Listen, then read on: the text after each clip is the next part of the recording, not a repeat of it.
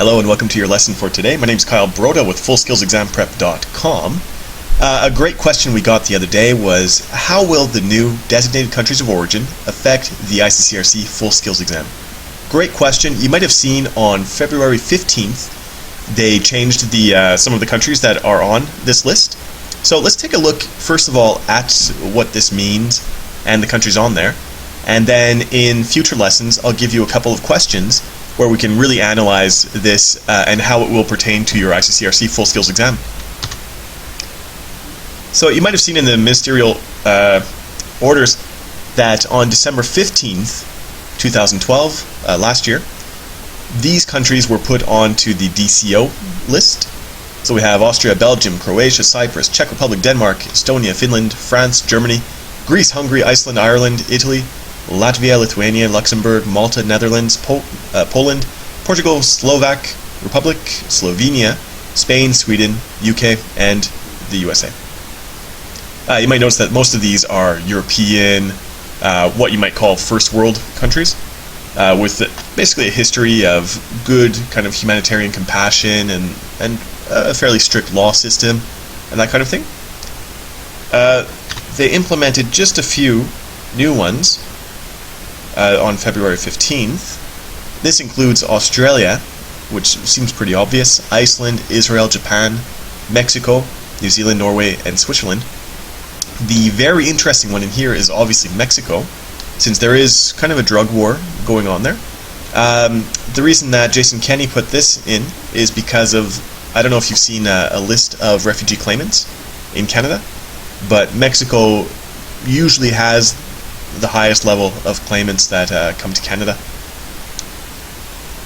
So this might be an attempt to kind of curtail this a little bit, because remember, all of this is based on mathematics. So if a certain number of claimants fail to acquire residency here as refugees, then they get sent back. And once this number reaches a certain level, then they go onto the DCO list, where they find that these countries have a level of lawfulness that they can protect these people within the country.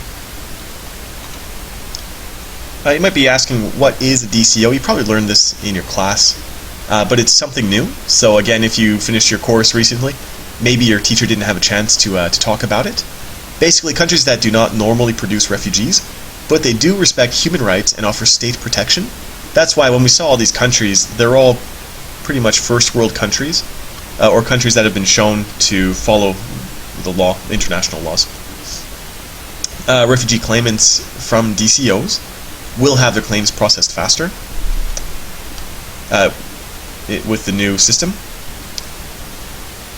With this as well, these claims are going to be processed within 30 to 45 days instead of 60 days, which is really quick. That's the new process as well, because remember, before, refugee claims used to take years and years and years. You'd have people staying for 10 years, and then they would just apply for humanitarian compassionate reasons and just stay anyway. So it was just a waste. They found that it was a waste of money and time. People from DCOs as well will not have access to the RAD, the Refugee Appeal Division. They will not be issued a work permit upon arrival.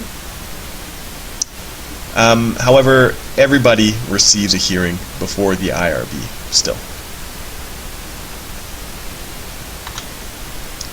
So anyways, that was just a little general overview of the new DCOs. Remember to follow us on Facebook and follow our blog as well. In your next lessons, I'm going to put up some questions so you can see how this new system will affect your ICCRC questions.